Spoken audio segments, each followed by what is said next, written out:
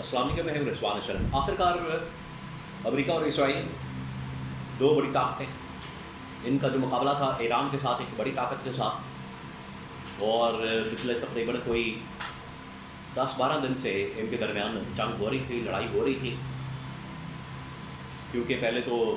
ایران اسرائیل کے درمیان ہو رہی تھی، اب اس میں امریکہ بھی کود پڑا تھا، اب ان کے درمیان جنگ بندی کا فیصلہ ہو گیا، اور دونوں کے درمیان یا دونوں فریقین کے درمیان یا ان تین بڑی طاقتوں کے درمیان باقاعدہ طور پر جنگ بندی پر اتفاق ہو گیا ہے۔ لیکن اصل معاملہ یہ ہے، یہ جو جنگ بندی اس وقت ہو گئی ہے، اصل معاملہ یہ ہے کہ جنگ بندی کیسے ہوئی، کس طرح سے ہوئی، کس ملک نے کیا کردار ادا کیا، ایران کی جانب سے کس طریقے سے طاقت کا مظاہرہ کیا گیا،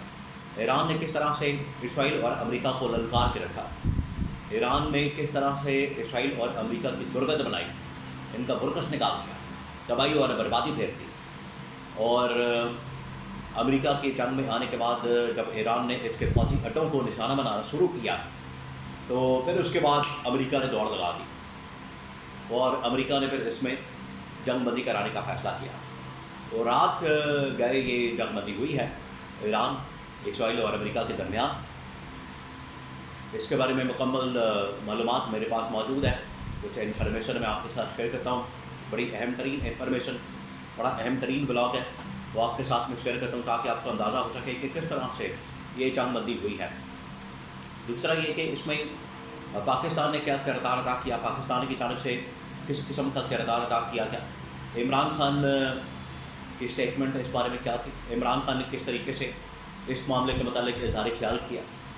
اور پاکستان کی اسٹیبلشمنٹ کی جانب سے کیا نقطہ نظر اپنایا گیا، کیا موقف اپنایا گیا، اور عالمی سطح کے اوپر اس کو کس طرح سے سراہا گیا، اپریشیٹ کیا گیا، اس کے بارے میں بھی بڑی اہم ترین معلومات میرے پاس موجود ہے۔ تو سب سے پہلے ایران اور اسرائیل کے درمیان، ایران، اسرائیل اور امریکہ کے درمیان جو جنگ بندی ہوئی ہے اس کے بارے میں آپ کو میں بتاتا ہوں۔ دیکھیں، یہ اب نظر آنا شروع ہو گیا تھا کہ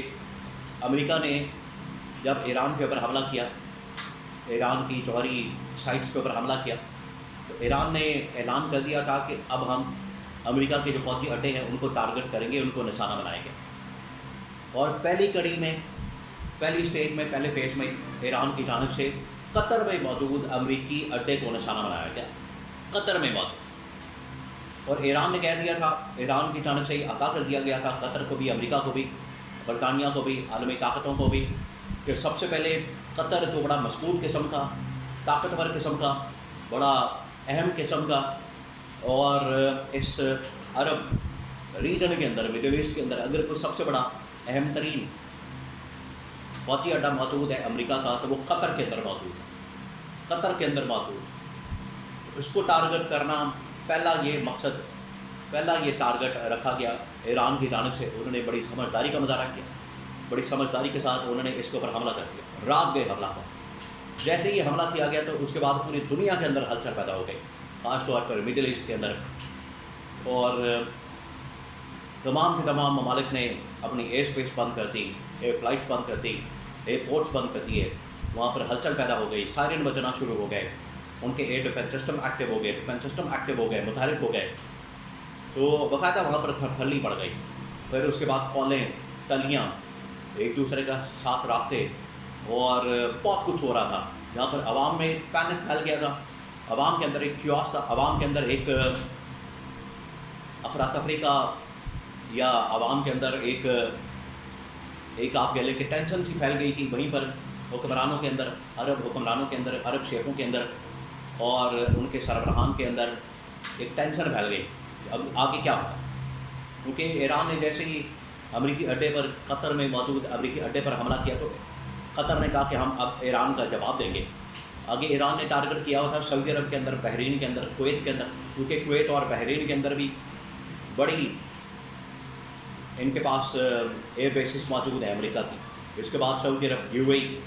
یہ ایران نے ان کو ٹارگٹ پہ رکھا ہوا تھا، نشانے پہ رکھا ہوا تھا۔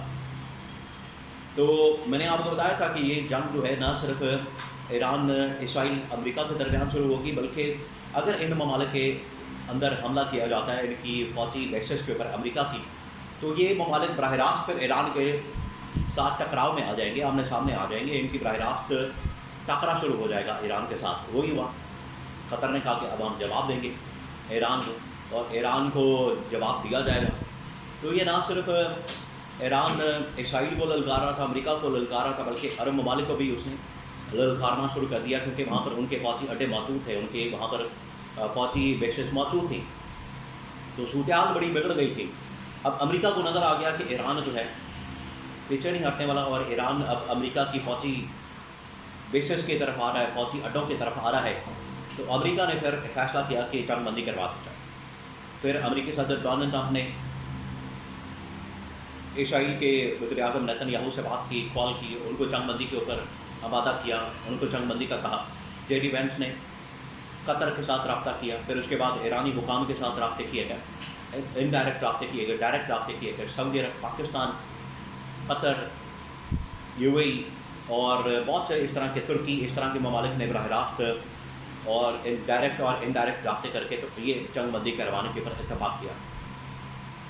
اب دونوں اپنی اپنی پوزیشن کے اوپر واپس چلے جائیں گے، جنگ بندی ہو جائے گی، معاملات ٹھیک ہو جائیں گے، لیکن اب دوبارہ سے نیگوشیٹ کیا جائے گا، بات چیت کی جائے گی، اور یہ معاملہ چلا جائے گا آج سے تقریباً 2 ہفتے پہلے واپس، جب ایران اور امریکہ کے درمیان بات چیت ہو رہی تھی نیوکلیئر پروگرام کے اوپر، تو وہیں سے کنٹینیو کیا جائے گا سلسلہ۔ تو اتنا زیادہ یہ جنگ لڑنے کی، لڑائی کرنے کی، حملے کرنے کی ضرورت ہی نہیں تھی۔ جب بات چیت سے حل ہو رہا تھا مسئلہ تو بات چیت سے کرتے۔ بہرحال دوبارہ ٹیبل ٹاک شروع ہوں گی، ٹیبل ٹاک ہوگی، اور پھر اس کا سلوشن نکالا جائے گا۔ اب اس میں پاکستان نے کیا کردار ادا کیا؟ دیکھیں، پاکستان نے ایران کے ساتھ کھڑا ہونے کا فیصلہ کیا۔ یہاں پر بہت سارے لوگ اس کو شک کی نگاہ سے دیکھ رہے تھے، بہت سارے لوگوں کی جانب سے اس کے اوپر ڈاؤٹس کا اظہار کیا جا رہا تھا کہ پتہ نہیں پاکستان امریکہ کے ساتھ ہے یا ایران کے ساتھ ہے، کھڑا ایران کے ساتھ ہے، بیٹھا اسرائیل کے ساتھ ہے، یا امریکہ کے ساتھ ہے، یا کھڑا امریکہ اور اسرائیل کے ساتھ ہے، بیٹھا ایران کے ساتھ ہے، یعنی کچھ سمجھ نہیں آ رہی۔ اور کل جو ہے قومی سلامتی کمیٹی کا اجلاس بھی ہوا،